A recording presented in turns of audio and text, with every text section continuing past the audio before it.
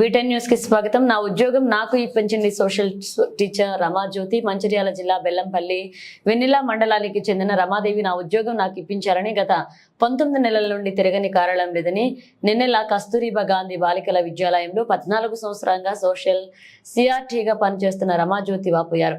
2023 జనవరిలో కేజీబీవీలో సిబ్బంది మధ్య జరిగిన గొడవల్లో ఎస్ఓతో పాటు రమాజ్యోతిని డిఈఓ సస్పెండ్ చేశారు. తన జాబ్ తనకి ఇవ్వాలని ఇటీవల ప్రజావాణిలో సీఎంకి ఎస్డిపిఓ జిల్లా కలెక్టర్ అలాగే డిఈఓలను కలిసి తన బాధ చెప్పుకున్నారు.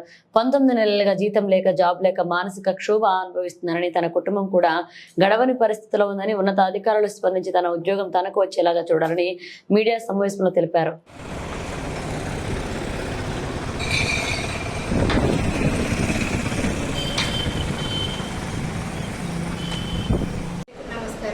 నా పేరు రామజ్యోతి. ఎంకార్ బీఈడీ చేశానండి. మరి సేపూర్ కాదనగర్, కొమరంభీం డిస్టిక్. నాకు కేజీబీవీలో 2009 జూన్ 3, 2009 సంవత్సరంలో సోషల్ సిఆర్టీగా నాకు జాబ్ వచ్చింది. అప్పటి నుంచి నేను కేజీబీవీలో వర్క్ చేస్తున్నాను.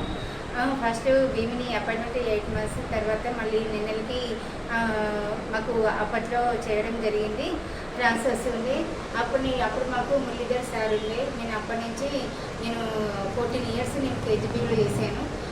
మాది బీద కుటుంబం నుండి నేను చాలా కష్టపడుతూ నేను టీచింగ్ చెప్పుకుంటూ సేపూర్ కార్నర్లో 7 సంవత్సరాలు నేను టీచింగ్ చెప్పాను. తర్వాత ఇప్పుడు 14 సంవత్సరాలు చెప్పాను. ఈ 19 monthsలో ఏం జరిగిందంటే 2023 సంవత్సరం జనవరి 4వ తారీఖున మాకు అంతకుముందు మాకు ఎస్ఓ గారు లేకుండేది, 5 సంవత్సరాలు లేకుండే. అప్పుడు రాంపల్లి పద్మజ మేడం, తెలుగు మేడం అని 5 years ఇన్ఛార్జ్ చేయడం జరిగింది. దాని తర్వాత అప్పుడు ఎస్ఓ పోస్ట్ పడ్డా కూడా ఫిలప్ చేయలేదు.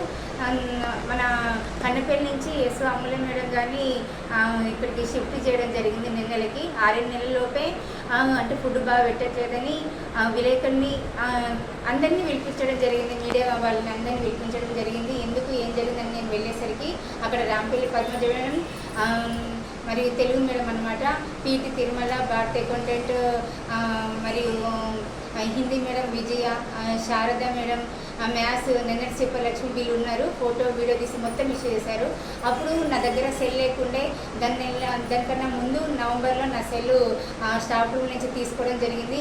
ఎందుకు తీశారు ఏంటి అని అడిగితే ఎవరు ఇవ్వలేదు. ఎస్ఐ గారికి, బెల్లంపల్లి సిఐ గారికి నేను కంప్లీట్ చేసిన. అప్పుడు ప్రస్తుతం నా దగ్గర సెల్ లేకుండే.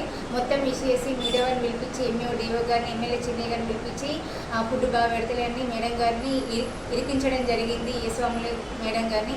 తర్వాత నన్ను మీకు సిలబస్ అయిందా, ఎక్కడి దాకా ఏ క్లాస్ చెప్తున్నారు, ఇప్పుడు ఎలా చెప్తున్నారు, టైం ప్రకారం వెళ్ళొస్తున్నారా, లెసన్ ప్రకారం అంటే ఎంఈఓ సార్, డిఓ సార్ అడిగితే చెప్పడం జరిగింది. అప్పుడు డిఓ సార్ మాకు వెంకటేశ్వర సార్ ఉండేయండి, చెప్పిన చూపెట్టాను.